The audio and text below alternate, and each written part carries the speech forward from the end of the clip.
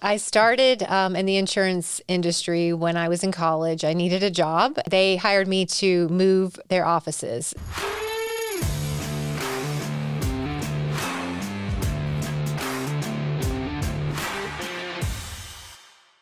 Hey, what's up, guys? Spencer Smith here, host of the Self-Funded with Spencer podcast, sponsored by Pareto Health, ClaimDoc, and PlanSight. Enjoy today's episode. Right, and so it's not that you couldn't adapt to this diet, you just haven't given it enough of a chance, and you might actually realize all the benefits on the other side if you just did. So, I mean, I guess Tyler's not going to go for it, right? He won't. I'm like, please, please, please. He's just stubborn. He wouldn't do 75 hard with me either, although he kind of does. He does low carb when he's trying to lose some weight. So he feels like he's already, and then he just says, I want to eat pizza. And I'm like, that's fine. So well, that is, maybe that is an easy excuse, but a really common one. I'm like, make my kids a pizza. I'm going to end up probably having a piece or two because it's there, right? It's there and it's delicious. It's delicious, yeah. You brought up pizza a couple times. I feel like that would be your cheat meal. Okay. Now, I'll tell you, if you are like wanting to eat pizza on carnivore or just a low carb, there's one at Sprouts called Zero Carb Life, and it's really small. It's $15 for this tiny pizza, but there's like one carb in it. It's made of chicken crust. It's not. I saw a guy make that the other day. He showed the recipe. It's really fascinating. It's like, you get ground chicken, then it was with eggs, and then they use pork rinds, ground up pork rinds. To kind of bind to make it like crispy. Yeah. Then he heated that up, and then he put the cheese and stuff, the toppings on top. Yeah. And that became a zero carb pizza. Sounds really good. I mean, it is. Yeah. Well, and if you don't want to make one, because I was like, I don't want to really make crusts. I don't have time for that. Right. So at Sprouts, I found this bread, and there's two flavors, and it's good. Yeah. It's actually good. So well, I mean, why wouldn't it? It's like loaded with meat. Pizza, but I don't want to feel like crap. Yeah. You should go get one of those. Well, it's amazing psychologically as human beings, we'll go, I know that's going to make me feel terrible, maybe for like 2 days. Yeah. But it's going to taste so good for 5 minutes, I'm going to eat it. Like, how weird is that? That we can't think 5 minutes down the road of what it's going to be afterwards. It's just that indulgence and the immediacy of the reward that your brain overrides it. Yeah, it's it really so is. Strong. Well, I heard somebody say the other day, and I assume we're probably good to go, Nathan. Okay. But it was like dopamine is not, what was it? Dopamine is not pursuit of happiness. It's the happiness of pursuit. So like if you really are seeking kind of a dopamine response, it's really the pursuing of the thing. It's not the outcome in of itself. It's kind of like an athlete that wins a championship and gets there and goes, oh shoot, is that it? It's the work to get the championship. The journey. It's the whole journey. Yeah. But I think the dopamine is like we're pursuing that dopamine hit, even if it's with food, because there's immediate reward. But then it's like, the craving, and I want it, and I had it, and now I go, ugh. I wish I hadn't had that. The result is so bad, but we want the temporary feeling. Well, it's even, I was telling my daughter this morning, because I got our donut, we were early for school, and I'm like, we'll get you a donut. And I'm like, does it ever, I asked her, she's 6, I'm like, does it ever taste as good as you think it's going to taste? And she's like, it's pretty good. I'm like, but you looked at that donut, and I know, because I'm doing the same thing, thinking that's going to be amazing. But I don't think actually the outcome, the experience ever matches the anticipation of maybe I'm wrong, but maybe that's the psychology of why that was it. That was it. Yeah. That's why I keep not going back to things now, back to the way I was eating. Like, I don't really want to, like, it's so temporary. It's not worth it. So I'm just sort of trained myself to think the opposite. Well, you've turned it into a habit, right? You've turned it into a lifestyle now. And I think that's where people get the misnomers like, I'm on a diet, or this is this diet. It's become second nature. It is. It goes like from behavior change, habitual, to now it's ingrained in you. It's your life, right? Right, exactly. I think people need to get over this idea of I'm doing a diet. And it's like, what is sustainable that I like and can adhere to for the long term? That just becomes my way of life. Yeah. Well, I guess we'll get going then. Get us down the track of dopamine and carnivore diets. I want to talk about that. Don't get me started. But okay, so I'm here with Sarah Borders, and I didn't even ask. You're the founder of BCS, right? But I mean, like, what is technically your title there? Are you CEO or co-founder and consultant? Co-founder and consultant is what it says on my email. It says in your email. Like, did you get to come up with this is what I'm going to be title wise for my company, or did you even put much thought into that? I just knew I didn't want the title of CEO because how come? That is that's what you see a lot of with kind of one person shops. You see people calling themselves CEO. So it was purely just a way to be different and not to kind of elevate myself, Well, I shouldn't call myself the CEO of the Self-Funded with Spencer podcast, is what you're saying? Yes, you can. I can. You've earned the right to say that. I'll just be the host, right?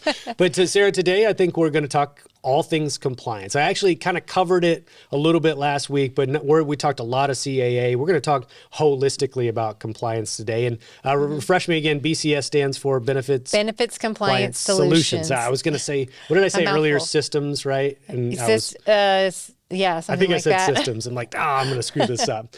But before we do all that, and I'm glad we're focusing on this. I know you do a lot of great work for consultants. I know you're building a platform and all this really cool stuff. Mm-hmm. And I've really leaned into wanting to know more about compliance because I've understood, especially with the No Surprises Act and all that, like how important this is. But before we do that, Sarah, let's get to know you a little bit. We already talked carnivore. I'm sure that'll somewhat show up on the podcast. But tell us your backstory and all that good stuff. So I started in the insurance industry when I was in college. I needed a job, and there was one place that was hiring, and they hired me to move their offices. So they were moving offices, and they just needed someone to pack boxes, basically. Okay. So I showed up to work every day packing boxes, and I said, hey, I can answer the phones. So I did that for a while.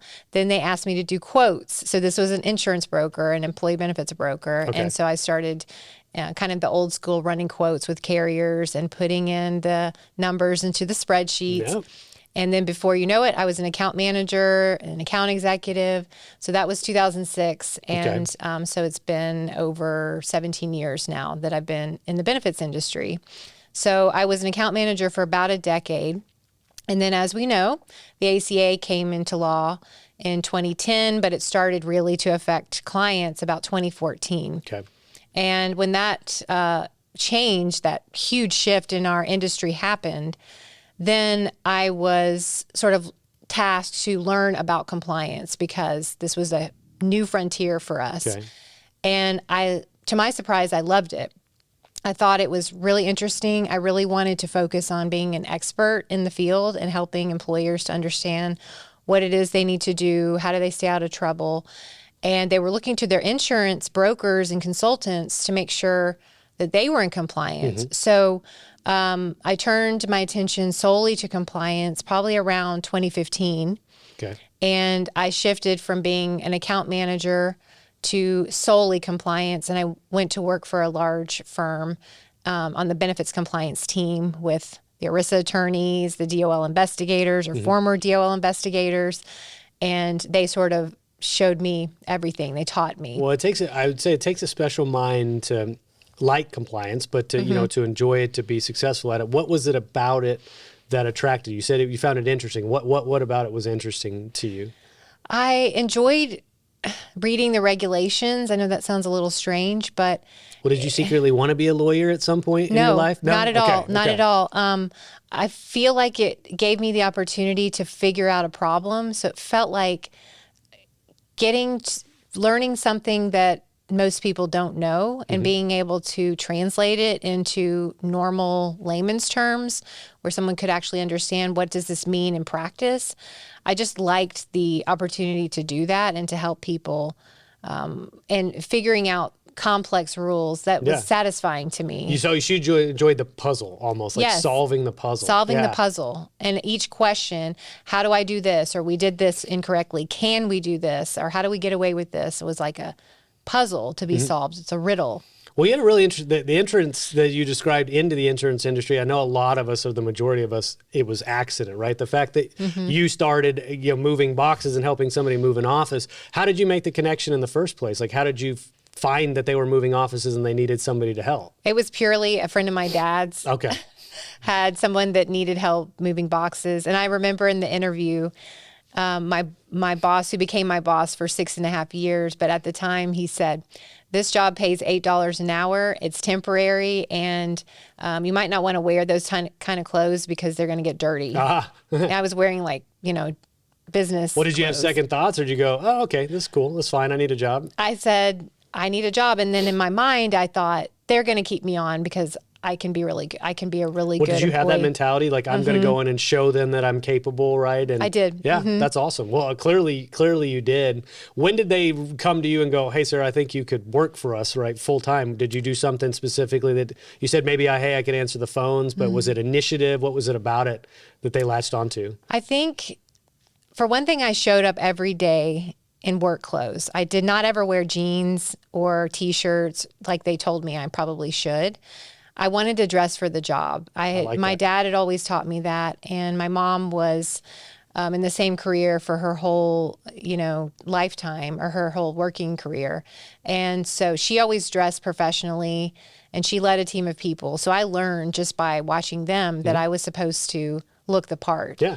And frankly, if they had let me go, then I was going to have to find another job. So I had to find a way to make myself valuable so they would keep me employed and I would be able to continue working, because I was going to class and working for them, part-time at the time. What did you study, by the way, in college? Just business. Just business. And where was this again? So it was a small school in Corpus Christi called University of Incarnate Word. So I know, yeah, so I think that they have a Antonio. good soccer team, don't they? I think so. In San Antonio, their main school in San Antonio. Yeah, that's why I know of Incarnate Word. Okay, so you studied business, you found yourself in insurance, you spent a decade in account management, so you must have at least enjoyed that role. Talk to me about your time there, if you miss any of that, the account management role. I know the account manager to be one of the most crucial roles within an organization. Absolutely. Doesn't get enough emphasis. I've even wanted to actually talk to an account manager on this podcast, simply just highlight everything they do. But what was it about the nature of that work that you liked? I loved interacting with the employers. That was really rewarding to me as well, helping them figure out problems, kind of going back to the same reasons I liked compliance. I also liked my boss. I loved my boss at the time and our coworkers. I shared an office with another lady at the time, and we just solved problems all day. I need an ID card. My billing is messed up. This carrier is too expensive. We need to change carriers. Just a lot of different issues would come up during the day. I liked doing open enrollment meetings. I enjoyed working with the carrier partners. They would come in and we became friends. There were just many reasons that I loved the industry. I loved how it changed too, because it went from sort of the old school way of doing things to a totally different way of doing things with the ACA, of course, but also state rules would change to where we wouldn't have to get, for example, medical questionnaires. That used to be something we would have to do to get a fully insured quote, which is so even strange. A fully insured quote? Yes. Question? Okay. So prior to, I would say, 2010, we were having employees fill out medical questionnaires to give to the carriers to get quotes for small group fully insured plans. And in Texas, they would rate them up to 66%. That was a max load at the time. Up to 66%. Yes. Jeez. Okay. And so that would make your rates really expensive. So you were kind of going around trying to find the cheapest quotes with the four main carriers. And that was the business then. That was the industry. And then some very large employers were self-funded.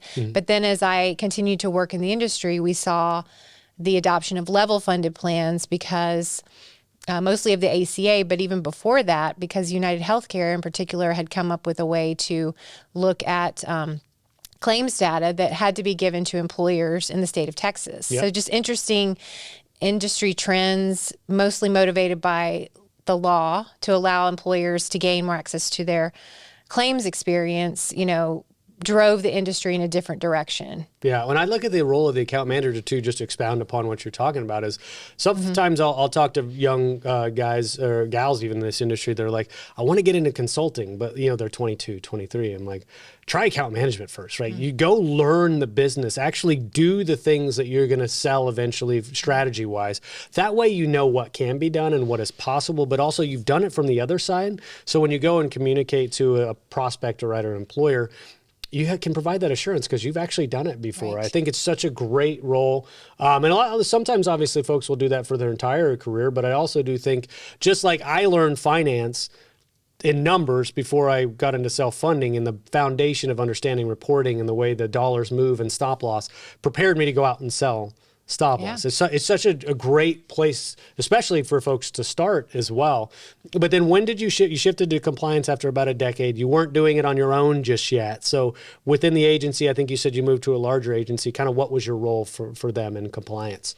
So I was one of the team members on the overall compliance team for a large national organization. So I went from working for a more small independent brokerage to a national firm that was based out of Austin, Texas. And so I sat on a team with very smart lawyers, and essentially we were responsible for producing all of the content and answering questions that came to us out from the field. So from consultants, brokers, account managers, analysts, all of the people out in the field, their employers, of course. And through that experience, I was essentially sent to compliance boot camp, I would say. And I thought I knew a lot about compliance when I started working for this company. And I did. I knew I had a pretty good foundation. But I was quickly reminded of how much I did not know and how much I had to learn. Yep. So they, for example, screened all of my questions before I could actually send the response back to the consultant or the account manager. So they would make critiques on every single question. So probably answering 4 to 5 questions per day, had to send it to a colleague. They would send it back with their notes. And sometimes I was spot on, and sometimes I had a lot to learn about a specific subject. Yeah. So very, Man, that would stress me out. it was pretty, the level of detail there. At first it was very humbling, and I felt really kind of stupid and out of my league, but they were patient with me. And this was kind of the process for everybody who came into that world. No one came in with the full knowledge that we have to know. Well, and it's especially with you liking to solve puzzles, right? It's just a new, I think every time you get sort of introduced or you sort of level up, you get used to the standard, what's now at that level, and realize, oh, wow, there's a huge disparity between where I was and where I'm supposed to be. And I like that challenge. I like that continuation. It's a growth opportunity. But now you're meeting the standard or exceeding the standard that's already very high to begin with. Right. And so that's got to be pretty rewarding, just at a personal level. Was there something, though, that over time that you recognized you really wanted to go do this on your own? I mean, like, did you always have an entrepreneurial streak, or, did you just get frustrated about something? Like, what led to you being a business owner? So I did not have an entrepreneurial streak. Okay. Apparently there was one there, but it wasn't ever something I thought about doing myself. And so what happened was I was looking for essentially a way to work remotely. That's really where this came from, as silly as that sounds, because at the time, this was before COVID, they were not really interested in any team members working remotely other than maybe once a week. So I started thinking about things I could do to work remotely. And then I started having ideas about gaps I was seeing that we were just not able to address in the way that compliance was structured within that company. And it's probably similar across a lot of larger national agencies, to where we're sort of in this ivory tower, so to speak. We are so busy with producing content and answering questions that we couldn't possibly really meet the full needs of an employer. We're not able to speak to 3,000 or 5,000 employers. It just isn't going to happen. Yeah. And so the way that we would go about meeting that need is through webinars, white papers, different types of trainings, breaking us up into regions. That's about as close as we could get.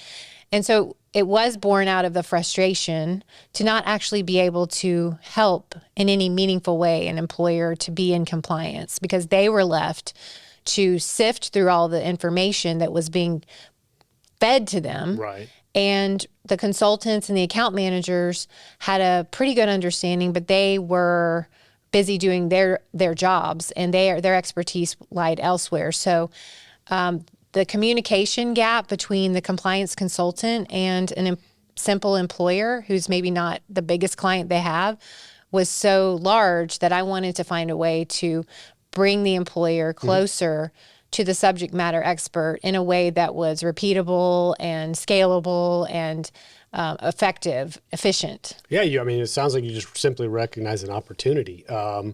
But I imagine too at that time, and maybe less so now today, and I want to get your perspective, that compliance wasn't elevated to the level that it is today, where it wasn't given as much credence or importance, right? It was almost an afterthought for some agencies, which to their detriment and to their employer's detriment, especially. So just recognizing an opportunity, but then was there a moment where you're like, I'm about to go be an entrepreneur? Did you have a little fear around that, or how did you overcome that psychologically, going, I'm not going to have a paycheck anymore? So it was very scary. Okay. But what I did was I met with about 30 insurance agents and brokers and consultants, anybody who would meet with me. At the time I was living in Austin, so I had coffee with a dozen of them. I would just call them or email them and say, hey, I'm thinking about starting my own company. I'd love to hear your perspective, love to get your feedback on what you're seeing, where you think the gaps are. So I really was able to interview my potential customer, which was so impactful because a lot of them have become clients, long-running clients since then. Some of them know, but some of them have.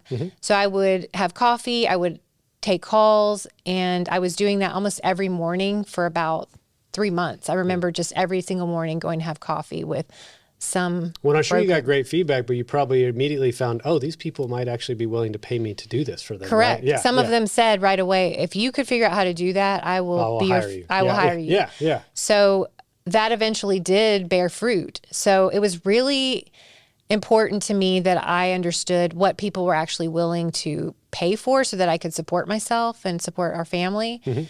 And meanwhile, my husband was going to be working for his company for at least a year to kind of give that runway to be able to figure out what it is we were selling, what kind of value did we bring, what was our differentiator, how would we structure the fees and so forth. So there's so many things to figure out. And just through trial and error, it became clearer. We're still in that phase of what it is that we do, how do we do it best, how do we deliver that value that people are actually willing to invest in. Well, and earlier you cited that you're co-founder, not founder. So your husband, I guess, would be the other co-founder, right? He's the tech guy, if you will, and you're the compliance expert. And so what is it like, if you will, even if he's not full-time on this working husband and wife team? Do you enjoy that, or I do. It was challenging at first, and he is definitely, I would call him almost the finance and business side of things. He is your typical MBA. Okay. And he is very brilliant in that way, where I'm sort of like, well, let me just work in the business rather than on the business. And so he has to push me to do marketing, to do sales, to do kind of the things that are not working directly for clients. But working together has been very, I would say it was very challenging at first, because you're working with your spouse, your husband, and you sort of stop everything and then you go be mom and dad at 5 o'clock or 3 o'clock. Now it's 3 o'clock. So that was interesting, because if he said, hey, can we meet for a minute to talk about these slides or to talk about this campaign, then sometimes I would say, well, I'm busy working in the business right now. I don't have time. So I had to learn that I need to prioritize when he's coming in to talk about certain campaign or something like that that impacts the business. And not to just say, oh, that's Tyler, I don't really have to pay much attention to that. So learning to work together. Yeah, no, it's fascinating. I asked, oh, so there goes my phone. I asked for a reason, because I think it's a fascinating dynamic, right? And when when you guys complement each other in skill sets very well, just like any other partnership, except the fact that, when you said when you stop at 5, now we're doing dinner and kids and all that good stuff. So I want to talk about kind of the earliest clients, if you don't mind, and then we'll move into kind of what you're doing modern day. But clearly, there were some services that you provided right away that were of immediate impact. So what were some of those early stage things that you were doing at BCS? Pareto Health is the manager of the largest employee benefits group captive in the United States. And it's also now the main sponsor of the Self-Funded with Spencer podcast. I chose to partner with Pareto Health for 3 main reasons. Number 1, their dedication to improving the world of health benefits. Number 2, Their mission to reduce volatility and to make self-funding simple for mid-sized employers. And number 3, the strength and scale of their program. With over 2,300 member groups and more than $1 billion of stop-loss premium under management, Pareto Health is the most robust solution of its kind in the country, period. Stay tuned for more information because I'm sure I'll be featuring them on an episode of the podcast very soon. Visit Pareto Health at paretohealth.com or follow them on LinkedIn to stay up to date on the latest news and developments. So the very early things that we did, I have to think back to that. It seems like a lifetime ago. We basically were, a lot of what we do now, helping brokers and even some vendors who weren't they weren't directly involved in producing. For example, compliance vendor in San Antonio was one of our first clients. Okay. And so we answered a lot of questions, or I, by myself, answered a lot of the questions that were coming from their broker partners, their consultant partners out in the field. So a lot of similar services, I would say, that we do now. One of the other things that we did that we don't do a lot of now was deep dive audits. So really reviewing, parsing through, combing through for hours and hours the employer's documents, their filings, their handbook, their enrollment materials to flesh out all of the compliance requirements and say, okay, these things need to be fixed, essentially. And so that was mainly what I was doing at first. But I found that I can do that same type of gap analysis, but much shorter and much faster. And very early on, there was a broker out there who called me and he said, can you do something shorter? This takes too long. I need something that's fast. Okay. And so out of that conversation was born this service we call compliance checkup. And essentially it's an audit, but it's much, much smaller, much, much shorter, concise, and it's based on a verbal conversation rather than parsing through all of their documents. So that's something that we kind of moved away from. Well, it's fascinating you say that because I have a tendency sometimes to be long-winded about self-funding, and I want to teach everything to everybody. I'm like, here's the whole thing, and here's an hour-and-a-half video. And it's like, I had a colleague come to me the other day, and he's like, hey, I need something that's like 5 minutes that's you could just write out. I just need you to tell them the basics of stop loss and self-insurance and what it's going to be like. And so it almost constrained me, but I liked it. It was like, how simple can I make this, but still have enough there that they understand it and it answers their questions. But it was an interesting exercise in conciseness to figure out how to make it as short and simple and as impactful as possible. And I think maybe that really is fine-tuning over time. It's not adding things to your services, it's making them better and more concise and digestible instead. Because you want to have impact, right? Ultimately, the person that you want that's reading it needs to be able to absorb it and deploy it, right? So yeah, it's probably it was helpful for you to sort of hone in on your messaging and things like that as a result. Exactly. And I learned that within those constraints, the question became, or the challenge to me became, can you make this shorter? And so I had to figure out a way, yes, I can make this shorter, where it's more of a look under the hood rather than the full-blown examination where it takes, hours and hours of time. The employers appreciate it because they don't have to waste a lot of time, and you can provide it to more employers than that's where the repeatable and scalable comes from, right? Yeah. Yes. And now I'm even challenging myself to how to make this even more efficient, shorter. Can we make the checkup process be even shorter than it is today, but still providing the maximum value to the client and to the service team about the next steps. We're going through that iteration at Pareto right now, not just for our own internal training, but external sort of education is like, how do you meet people where they are? Like education level, experience level of self-funding. How do they want to consume information? Is it video? Is it written? Do they want to attend a webinar? Do they want it to be live? Right? We're going through all those investigations right now just to be how can we be maximally effective at communication? And I think it's a really fun project to go through. So that, that was kind of early stages. I want to talk about modern day as well, and then we'll get into the platform that you guys are building, which I think is super cool. But like today, when you're having conversations with employers, I'm sure the focus is a little bit different than it used to be. So what are the things that like most commonly come up right now in 2023? So interestingly enough, it tends to be the things that have been around a while that Really? continue to come Still? up Okay. still. And I would say, yes, there is definitely a gap with some of the newer requirements as well, which I want to talk about. But Yep. overall, I say there are three areas that come up continually, Okay. again and again, really regardless of size or funding strategy. So the first one would be that the SPD, sort of the summary plan description that describes the eligibility of an employee, does not necessarily match either what's in the handbook or what's just done in practice. It may not be written down anywhere.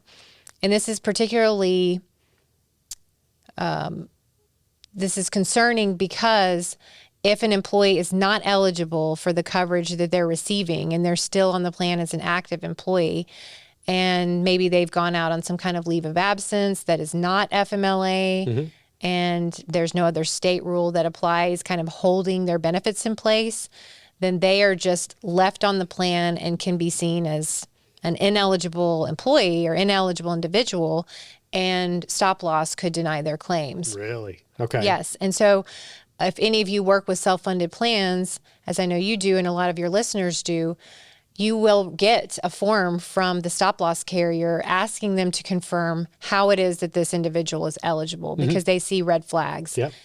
And they, a lot of times, don't realize that this person, none of the check boxes are meeting the reason why this employee is still on the plan. They're not being offered Cobra. Why have they not been offered Cobra? So that becomes a big concern because they could deny that claim and the plan will have to pay it. The employer will have to pay it. Yeah.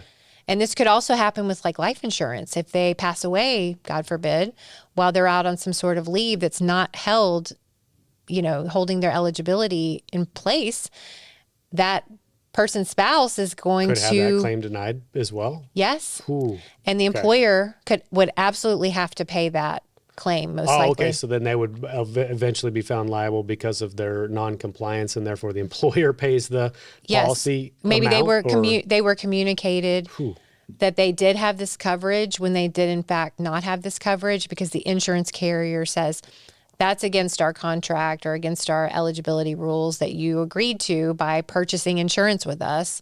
So therefore, we're going to deny this claim. It happens, and I've seen it happen multiple times. Okay. So just, again, the simple thing being, make sure your certificates of coverage, your summary plan descriptions, where it defines eligibility, actually matches with the continuation policy that you have in place, whether it's through your handbook, your leave of absence policies, or what you're just simply doing in practice, trying to be generous. Okay.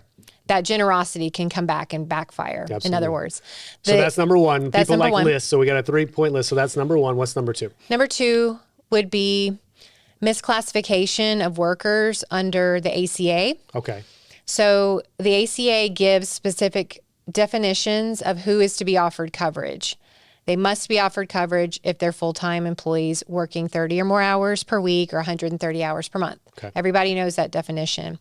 The problem is employers will make up their own definitions and call those types of employees ineligible for coverage. For example, they may say, well, those individuals are temps and therefore they're not offered coverage, but they're working 40 hours, but for a temporary time of 3, 4, 5 months.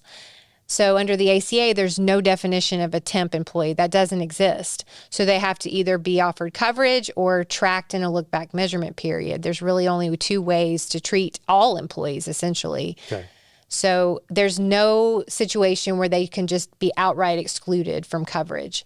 So I see this over and over again where the employers have their own definition of employees and classes. And for ACA purposes, you really just have two. You have full-time or those that you can place in a look-back measurement period and kind of get longer to determine eligibility. So there are clear definitions of what's an option, are our options, and anything else is essentially non-compliant. Is that the case? Or I mean, I know that's a complete kind of reduction to the most basic level, but like temporary workers, what other definitions do you see? What are people kind of making up? Or interns, just plain part-time. Any sort of seasonal workers. Okay. So there's just really specific definition for seasonal worker. And sometimes they aren't actually meeting that I see. definition. Okay. So they're just making up their own definitions and saying they're not eligible for coverage, when in fact we need to actually measure to see if the hours they're working show that they should be offered health insurance coverage, even though you call them PRN or even though you call them temps or whatever it may be. Gotcha. Okay. So we got SPDs don't match the continuation of coverage. We've got incorrect definitions based on the ACA guidelines. What's number 3? What is the third? You're going to be most- surprised. Okay. Cobra. Really? Okay. Cobra. The reason is because even when an employer uses a third-party administrator to offer Cobra, which I highly recommend all employers engage with a competent Cobra vendor for many reasons, but the gap that I always see is the notices are not sent out timely or accurately. So under Cobra, they should not be just handed to the employee or emailed or put in an enrollment guide or in some kind of portal. Really, they should be sent first class mail to all enrolled individuals and their enrolled spouse, because the enrolled spouse has separate and independent Cobra rights apart from that enrolled employee. I see. So the only way that the Department of Labor and countless areas of case law say that that spouse has been properly notified is by mailing the Cobra notice first class mail. Okay. So that almost is never happening unless you use a Cobra vendor who would have had that already set up. I see. So a lot of times maybe they're mailed the Cobra packet on the back end when they terminate coverage, but they're not mailing the Cobra initial notice that goes to the employee and the enrolled spouse when they first take coverage, that tells them the process for electing Cobra if and when they should trigger it. Okay. So it seems like a trivial thing, but the reason it matters is because of what happens later. So the classic example that I personally have seen again and again is there's a divorce situation.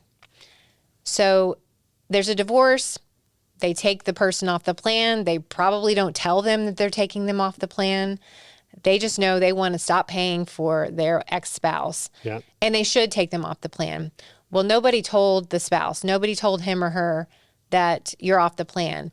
They don't realize it until maybe 6 months later that they've been taken off the health insurance when they go to see their doctor or get a prescription filled. So they call the employer very angry and say, I don't have health insurance and I wasn't offered Cobra. The only defense against that is to show on your initial notice, again, the one that goes on the front end, these are the procedures for electing Cobra should there be a divorce or any other qualifying event. And it's been too long and I'm sorry, we're not going to offer you Cobra at this point. So you would only be able to do that if you had notified them. And this is where you see a lot of complaints, informal complaints, lawsuits. Yeah. What happens to the typical employer if that situation arose? So what I have seen is when that does happen and they are unable to produce any sort of notification, a lot of times the employee will go and call EBSA, the Employee Benefits Security Administration, which is just the Department of Labor's sort of employee benefits wing. They're the one tasked with enforcing ERISA and Cobra. They can just literally call them and file an informal complaint. And so that will trigger that EBSA employee to call the employer plan sponsor and say there's an individual who feels as though they weren't offered Cobra properly or timely, and they will ask to see their documentation and try to get it resolved with this individual. If they see that they are clearly out of compliance and they're not even trying or not even watching this, there's no oversight, they could refer it to the Department of Labor for further investigation of the plan. Okay. So that's a situation But where what you don't happens want to to be. that ex-spouse that's not covered in the interim, right? Like if they need coverage and they thought they had coverage, like what recourse do they have or what options did they have in that situation? Well, they may not have any recourse if too much time has gone past. They may have all of their claims denied. You know, they may have incurred a few claims from the time they were dropped off the coverage and, you know, figured out that they didn't have coverage. So in that case, the individual just may be out of luck. And that's why they may be so angry. Oh, yeah. They go and they file a complaint because they have medical medical claims and medical problems that they need to get covered. So even though the employer in that situation was non-compliant or didn't do what they were supposed to do, ultimately the individual still has some responsibility or is not going to be just automatically given some reprieve and coverage. Okay, interesting. Right. So kind of both, right? Both. It's really, that's a crappy situation all around. So why do you think, even though those are kind of long-standing issues, why are you still seeing those today in 2023? And a lot of employers are still struggling with it. I think that after time goes by, we get comfortable with putting vendors in place, kind of the processes that are in place, and people stop looking at it because it's been 10 plus years since the ACA was passed, or even these regulations were written. That it's just being done and you don't think about it then, correct. Right? Okay. Yeah.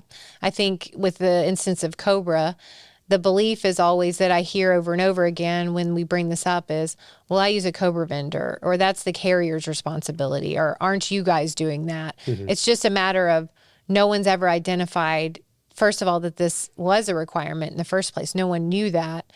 And then second of all, you just assume that your vendors that you're paying are doing everything perfectly, when in fact that's not the case. And I think any employer would admit that there are several times, even if they use a vendor, that things have gone unnoticed, things have fallen through the cracks, they had to fix issues. Regardless of the vendor, mistakes happen. And so I think there's just always a belief that, oh, we thought that was being handled properly, when in fact it wasn't, and we should have really watched it more carefully. Okay. Well, so I want to kind of progress here in a time frame and talk about kind of the modern day things, right? Set aside these things that are common and still going on, the modern day things that we're dealing with in compliance, especially as a result of recent regulation. And then I want to especially spend some time on your platform and kind of the future state of BCS as well. But tell me, what are the things that you're having conversations around the CAA and today, and kind of what you want to highlight for these employers and consultants especially to be thinking about? For consultants, I would say because of the CAA and because of these various requirements that came from it, you have to think about group health plan compliance in a different way. So the CAA was the most significant piece of healthcare, I would say, legislation that we've had since the ACA. And what it essentially did was elevate the group health plan benefits to be the same sort of scrutiny or the same kind of fiduciary standards for the employer as are in place for retirement plans. And so this is quite different because employers tend to kind of go on default with their health plan compliance, and they sort of don't understand the full amount of regulations they're subject to. Whereas on the retirement side, you find them much more prepared and much more savvy and much more or much less reliant on their vendors, and more so they just know that this is a heightened level of duty that they have. So you have to think about it the same way with the health plan itself, because they have these fiduciary duties to make sure that they are meeting. Otherwise, they could personally be found liable for a breach of those fiduciary duties. And I think that just needs to be the message, that you're responsible for the retirement plan as much as you are for the health and welfare plan. So it's the difference between renting a house and owning a house. When I own it, I'm responsible for everything that goes on in that house, and the buck stops with me. Now I can hire competent contractors and other individuals to help me to make sure that my house doesn't fall down and that I'm keeping it in good condition. The same kind of methodology needs to apply for employers who sponsor a group health plan. And that is what the CAA did. So that comes in a number of specific requirements, as we all know. One of them being mental health parity, comparative analyses. So this is something that's very different from what we've said in the past about mental health parity. Okay. And essentially this is requiring employers to show their work for ensuring that their health plan is in parity. The medical surgical side of things, the more physical types of treatments, are in parity or as good as or better than the mental health side of things. I see. This is a huge, on both sides of the aisle, a huge policy priority for Democrats, Republicans, regulators, mental health, mental health so coverage. They want to elevate mental health coverage to the status that's previously been reserved for the physical stuff. Correct. Right? I want to make sure I had that correct. Okay, so just bringing it on par, X, as an example, parity. So what is being added to the framework, or what is being stressed as needs to be delivered as a coverage for mental health now? So I think the thing to think about this is mental health parity doesn't require that you cover the mental health side of things. It just says if you do, it has to be in parity. The way that you cover it has to be in parity with the medical surgical side. So the typical example, the way to think about this is there may be more stringent prior authorization requirements for somebody who's trying to access care at a detox facility or an inpatient recovery center. So why are there so many more stringent prior authorization requirements or limitations than there would be to go into the hospital? So there's more stringent, that's what they're looking for, is why is there more stringent limitations put on these types of benefits over the medical surgical side of things. So you can have limitations. They just can't be, this is very general, they just can't be more stringent than the medical surgical side of things. Well, man, is it a deterrent now to, if you're going to offer it, it has to be as good as that, where people might go, well, maybe I just don't offer any mental health coverage at all, or is it required to a degree? Sometimes the state law requires certain coverages. So fully insured plans, they would have that baked in. But it's very difficult to not cover any mental health at all. So if you cover even just one thing, the whole thing applies. I see. Okay. Well, and I think that's on balance, obviously a very good thing, right? With any regulation, though, there's some unintended consequences as a result, because people respond to behavior, they respond to incentives, and you create new behaviors and new incentives, they'll respond accordingly. But so mental health parity is obviously one. I probably said the words gag clause attestation too much here recently, but I think it's important. So we're coming up on perhaps at an important date here. So what are you guiding people around that attestation? So fully insured plans, they can really put it on their carrier. And for the most part, that's being handled by the carrier. But then you've got your level funded and your self-funded. So what to do with them? Well, the idea here is that we're going to CMS and saying our contracts contain no gag clauses, and we're legally attesting to that fact.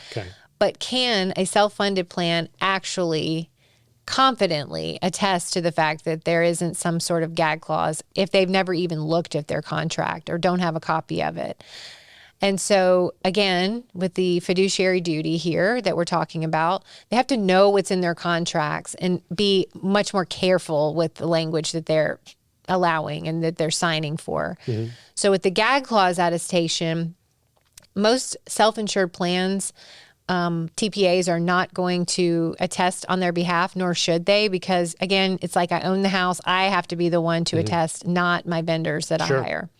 So you'll find that they are giving out letters that say our contracts contain no gag clauses, but really the employer should see it in writing. I don't know if I would trust that. I mean, obviously being inside the system, I have a different perspective. If I was an employer, I might go, well, they said there's none, so and sign off, right? But then the onus is now put on the employer, then the responsibility is elevated for them to know. Right. So how do they go about knowing? How do they do their proper due diligence to assure that's the case? Well, number one, they want to even ask for a copy of their contract, which I feel as though none of them have even asked for, and they may not even be able to produce that. It's kind of interesting. You see an administrative services agreement, but a lot of times it just talks about how they administer claims. It doesn't necessarily talk about that they're going to restrict access to provider-specific information, like how much they pay providers. That is not something that most networks or plans, TPAs, want to just hand over because they consider it proprietary.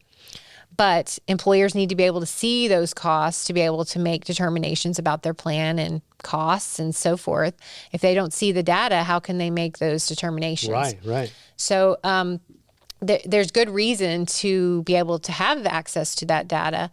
But yes, if you're unable to actually see it or confirm it in any meaningful way, then you should not attest to the fact that your contracts contain no gag clauses, because what if they do? Now, I would say the risk of some sort of, penalty is low in this situation. I could be wrong, of course, but we just need to think about this. Like, Yeah. what are we attesting to? Wait a minute here. Yeah. Are we confident that we can actually legally attest, or should we instead not attest and maybe just keep documentation that we weren't able to confirm this information? Yeah. So I want people to just take a step back, especially if you're self-funded. You're already in this world where you understand that you have this ownership over the plan, and everything sort of depends on the decisions that you make as a company. So the same holds true here. We have to be more careful in what we're actually saying we're in compliance with. Okay. Yeah, that's what, and it's a kind of a chicken or the egg, or not chicken or the egg. It's damned if you do, damned if you don't, Yes. right? It's like, I don't want to attest because I'm not sure, but I need to attest because I'm required to Right. attest, right? So like, it's almost, I almost would liken it to, let's say you had a couple drinks and you decided to drive, and I'm not sure if I'm over the legal limit, but you get pulled over, and it's like, well, do I take the field sobriety test or do I take the breathalyzer test? And if I don't, am I going to go to jail? It's like this weird place to be in, which, so almost interesting to me that all this onus is being put on the employer, right? At the end of the day, it's like, no, they're the ones that are responsible for it all of a sudden. It's like, whoa, I imagine this is a pretty eye-opening moment for a lot of them. Like, I didn't know I had to do all this stuff. Exactly. And this is where obviously you come in to hopefully help, at least guide, not sometimes save the day, sometimes guide these folks through it. But what do you think is going to be the kind of the result of a lot of this, right? This gray area that's happening right now. What do you expect, whether there'll be some fallout or changes to the ruling? Like, where do you think this is going to continue to go, where now we actually have a clear-cut answer of yay or nay, I can attest? PlanSight is a complete game changer in the world of insurance brokering. As a broker, you know how time-consuming and error-prone the traditional RFP process can be. But what if I told you there's a better way? PlanSight is the only end-to-end RFP solution on the market made specifically for benefits agencies. It's like having a superpower that gets you an average of 8 to 10 hours back per employer renewal per year. And the best part? PlanSight supports all carriers, all funding types, and all group sizes for over 20 different benefits. If you're ready to make your RFP process faster, more efficient, and more profitable, it's time to call PlanSight. Visit plansight.com now to book a free demo and discover the future of insurance renewals. I think Or is it too eventually early to tell? it's too early to tell, but this is going to be a requirement we have to do every year. Okay. So hopefully there'll be some regulations to say, well, what if I can't attest? What if I'm unable to attest? So some kind of safe harbor, if you will, or at least a button within the system that says, no, I can't attest. There's only yes now. Oh, wow. Okay. So the alternative is just not attest. Non-responsive, I guess, or whatever. Sure. Okay. There's no other way to identify that you can't confidently attest. Okay. So hopefully they will realize this, and I'm sure they're thinking about this now. But it always comes back to, well, what is the recourse? What are we allowed to do? What should that look like? And I think to be fair to the regulators that write these ways that they have to comply and build these systems, that they have to think through what are the repercussions if we add a no button? Is that... Maybe Or they what are we just trying forgot to to do? program the no button. Like, they're going to get to it. That's a future release date Yeah. of software. I hope so. Yeah. So as with anything, the first few rounds are messy and bumpy, and then it becomes a little more clear. So just like anything else, I think this will become more clear, more easy to say yes or no to. And in the meantime, in our industry, as consultants, we need to make sure that we are asking our vendor partners for contracts on the front end and really get clear, not just with attestations and gag clauses, but how will you assist with, for example, RxDC submissions that are due each June? That's really challenging.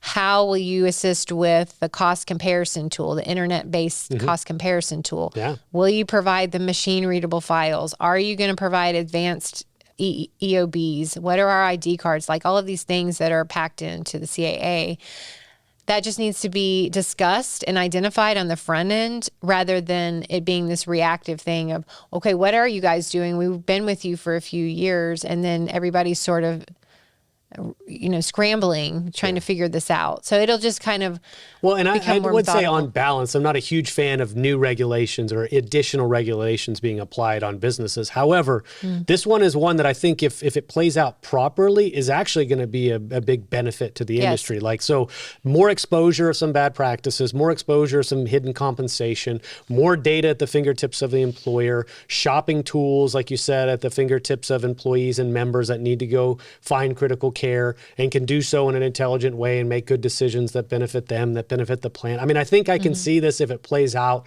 as is intended, that I think it's actually going to be a good thing, right? There's going to be a lot of eggshells that get cracked along the way before the omelet, ultimately gets created. But this is good. I think I actually see this as being good. I'm just curious how it's actually going to play out in the real world and not just in Exactly. legislation. So let's move kind of into the system that you guys are building in the interest of kind of the scalability, the repeatability. I don't think there's anything more beneficial to you as a business owner than being able to leverage your time and be able to deliver something that is somewhat automated and self-serving. So what are you guys building BCS Pro? What are you guys building there, and what's the intent behind this platform?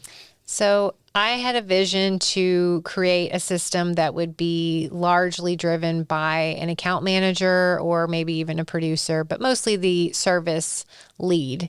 Okay. And not so much driven by the employer, because I think the employer looks at these software tools, these checklists for compliance responsibilities. There are many out there that are offered, but a lot of them are meant to be driven by the employer, meaning they give the employer a login and they're left to kind of go and answer the questions and find out if they're compliant. I think in our industry that almost never happens, or if it does, it would be half the answers would be incorrect because they just don't understand what the question is even asking. So I think the account manager, account exec is in a good position to go through this with their clients, or even could answer a lot of the questions for their clients even before they speak to them, because they're just so familiar with the plan. I know when I was an account manager, I was incredibly familiar with every little piece of the plan and what they were doing and how everything worked and all the vendors that they were using.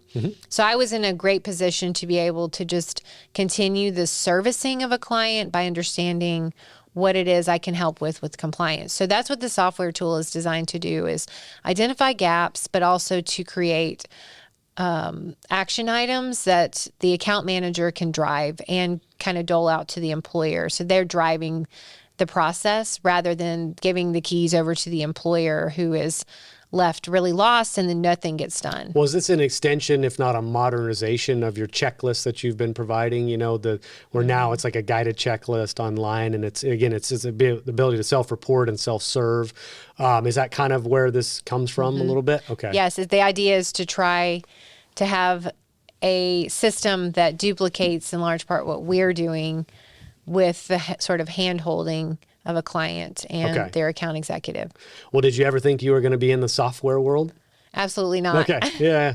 That was my husband, my co-founder. That was his area, and he is driving that process. So we're really excited to roll that out maybe in the first quarter. We'll see. Okay. I know how software building goes, but it's actually interesting because one of the constraints that seems to be naturally imposed on a consulting firm is your time, right?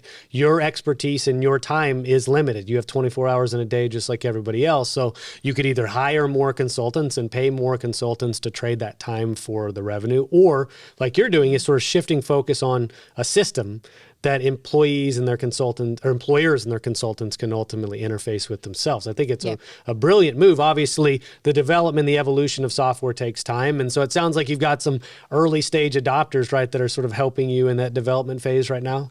Yeah. Our current consulting clients have been helping us build out this tool. So we've been able to just gauge interest and usability and get feedback for many aspects of this build out through our friends and our current clients in the industry who have an interest in having this tool built for them. They would love to have this tool built for them because there's nothing really out there that serves this purpose, and they have to bring in an actual compliance consultant, someone like myself, to help them with the work, where a lot of times if they were trained properly and given the right tools, they could do a lot of their clients by themselves. Yeah. And they're in the natural position to do this, because if you kind of outsource compliance, like in the way, what I mean by outsource compliance is you say, I handle the medical, dental, and vision, but some other entity, some other outside vendor or even internal person handles all that compliance stuff. That's Yeah. usually what we hear. I think that's a mistake. And the reason is because as the account manager, the person most familiar with my clients and all that, the team of account management, I'm in a very easy position to make sure that these compliance responsibilities get done with the partnership of the vendor in place. So for example, let's say they have a health flexible spending account. Most employers have a health flexible spending account. Most of them, yes, they do. They would engage a vendor to administer claims. That vendor should also be providing them with non-discrimination testing. Okay. And so the account manager can facilitate those kind of things easily without having to have a lawyer initiate Well, it just sounds like that. you're literally just empowering people to solve their own problems, right? Right. By just giving some guidance around it. It makes a ton of sense. And like you even described earlier, they're so intimately aware of the plan already, right? Why wouldn't they want to answer their own questions versus now I'm going to wait, I'm going to send an email, I need some help. You've got to go investigate. You've got to find out what vendors are in place. There's some back and forth and delay, and ultimately probably was a very solvable thing for them if empowered to do so. I love it. It's interesting. And, I'm curious to see after the launch, right? Like, this software is software, but having those early stage adopters of people that are willing to lean in, work through some kinks, they understand it's not fully baked yet. But the other side of that is like those folks have that level of influence. And so they're going to want to go, yeah, Sarah, I want to help because they like you already, I'm sure. And you've helped them out, but they go, oh, well, maybe I should suggest that it does this. And now you get this sort of collaborative build of a platform. Now, how do you envision let's say that you get that thing stood up, it's going really well, you're onboarding a lot of clients.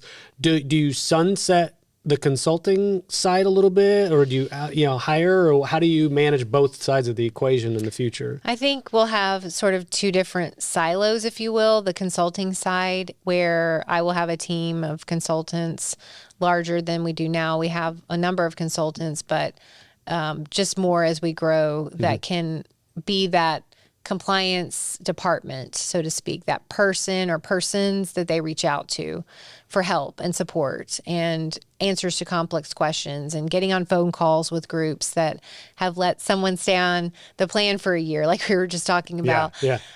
So that will always have... There will always be a use for complex absolutely. consulting. Yes, that human to human touch is so necessary. Then I think on the software side, where maybe we don't have a consulting arrangement, maybe they're smaller, maybe they are larger and they just want to have something they can give out to their agencies that they acquire, agencies out in the field, but yet they have a compliance department. That could also be a possibility where we're just the software record, and this eventually will integrate with the common agency management systems out there, we hope, that are commonly used for tasks, keeping up with clients, keeping their policies all straight, storing their documents. We all use these agency management systems.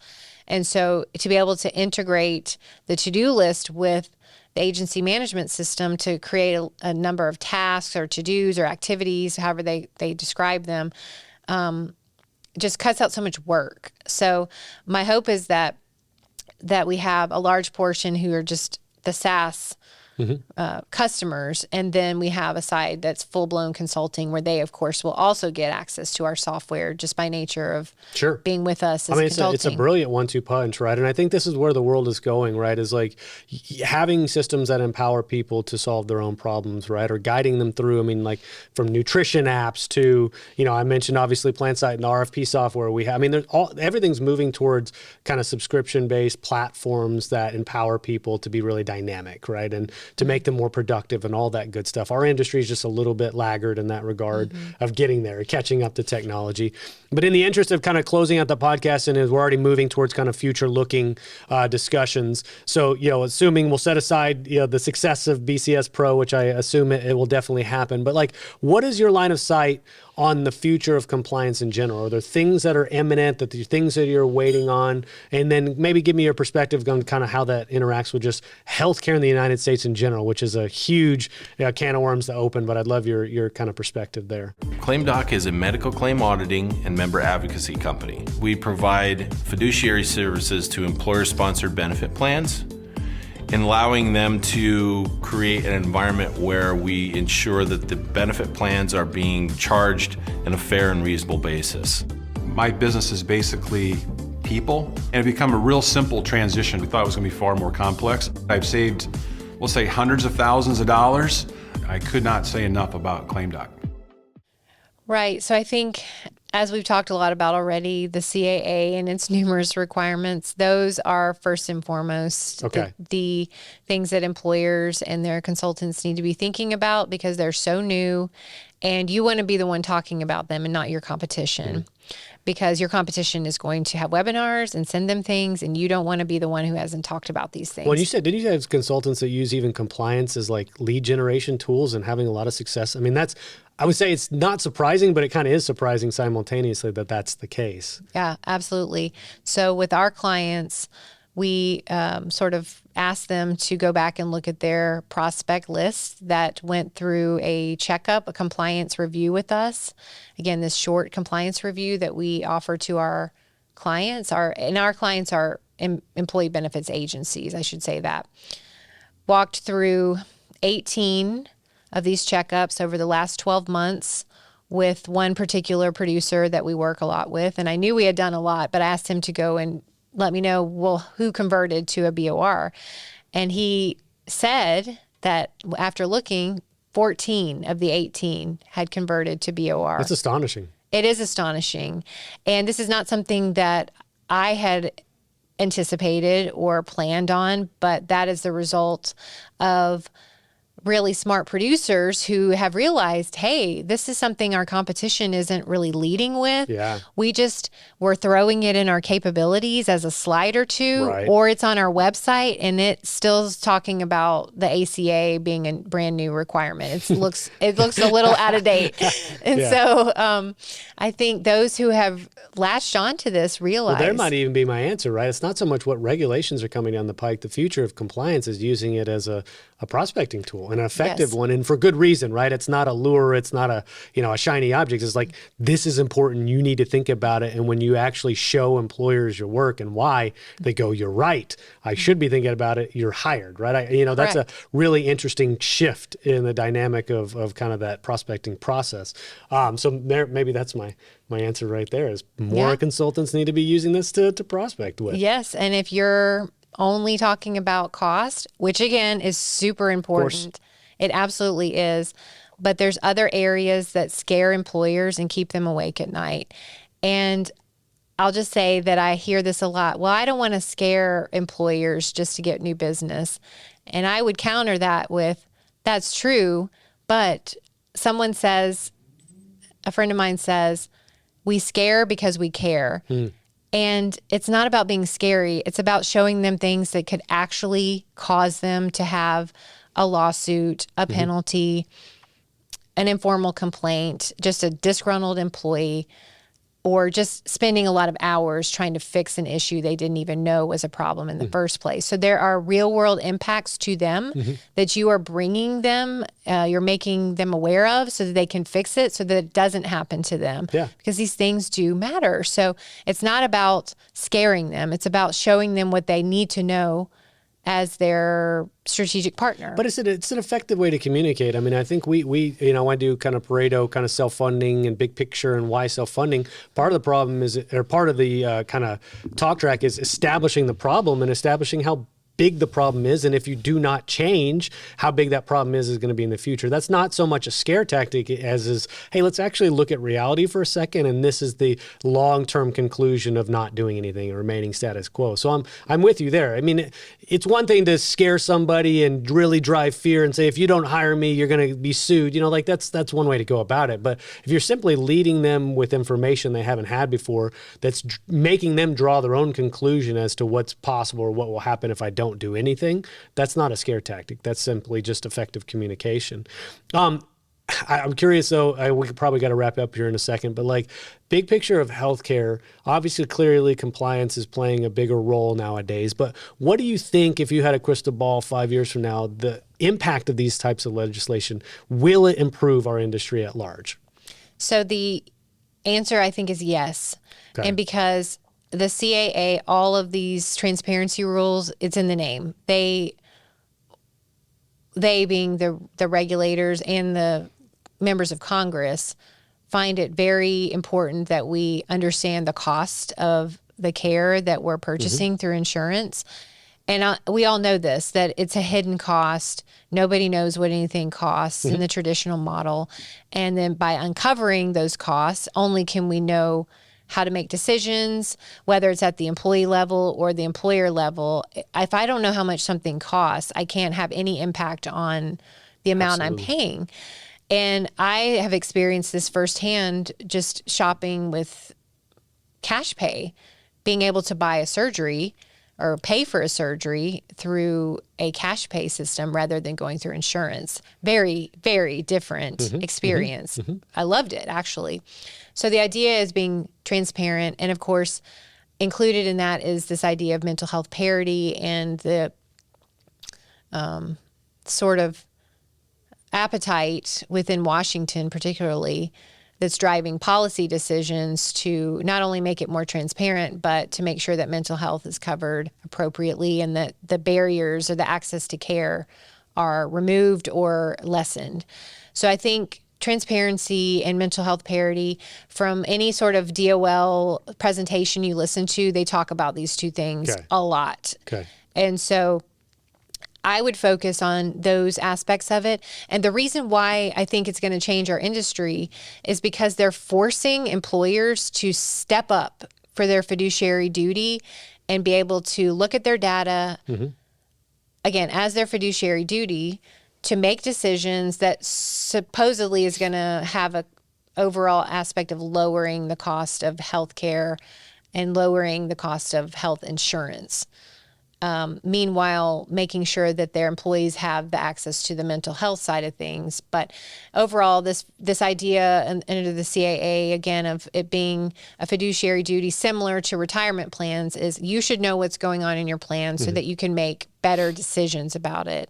And you can't unless you have access to your data. So transparency and mental health is what I would say. Well, and I think it's even going to hold the vendors then to a higher standard as well, right? And delivering on their obligations to the employer. If I'm now the fiduciary and the onus is on me to ensure that's the case, and I'm coming to you and saying, hey, you're not giving me the tools that I need, I'm going to have to go find another vendor if you don't, right? That's going to ultimately alter the behavior of the entire industry. Again, my hope, and if it does not lead to an ultimate result of reduction in overall claim spend, or at least a lowering of the cost curve, I would be really disappointed if that was the case, right? And now we're doing all this compliance stuff and everybody's has higher level of obligation to one another, yet it doesn't result in reduction of claim spend, then it kind of missed the mark, unfortunately. But I don't think that's going to be the case. And I would say, as a consultant, if you are out there today working with employers and trying to impact them, use this to your advantage.